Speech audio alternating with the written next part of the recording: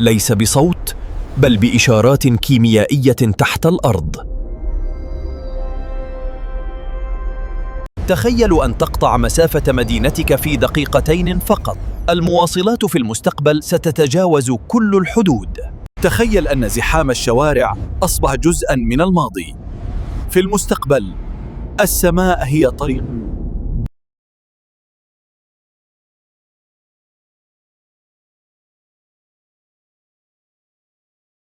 إذا تحس أنك متأخر خليك مطمن، أغلب الناس لسه ما بدأوا، والفرصة لسه مفتوحة للي يتحرك اليوم.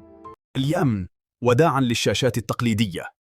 أجهزتنا القادمة ستكون شفافة، تفاعلية، ومحمولة في جيوب. انكشف الستار عن أحدث الابتكارات الخفية التي ستغير حياتنا جذرياً، من الأدوية المصممة خصيصاً لجسمك إلى الطاقة النظيفة التي تشغل مدننا، والذكاء الاصطناعي الذي يخدم البشرية، وصولاً للمواد الخارقة التي لم نكن نحلم بها.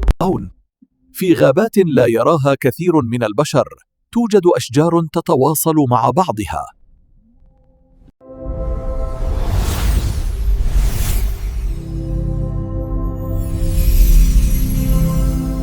خليك صادق مع نفسك. لو عندك أداة تختصر عليك وقتك وتفتح لك باب دخل، هل تستخدمها؟ اكتب نعم أو لا. تخيل أن المعرفة لم تعد في الكتب، بل بين يديك حرفياً. هل أنت مستعد لتعليم يتجاوز حدود الواقع؟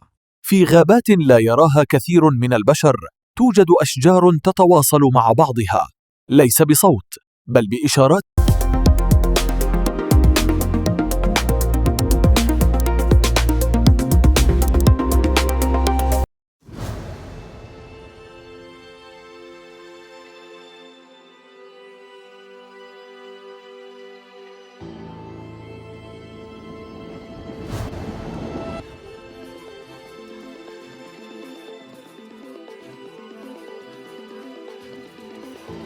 أغلب الناس يعتقدون أن التعليم الحقيقي هو الحفظ والتلقين، لكن العلم أثبت أن أفضل تعليم هو التجربة. في ناس لسه تضحك على الذكاء الاصطناعي، وناس تانية تستخدمه وتكبر حساباتها بهدوء.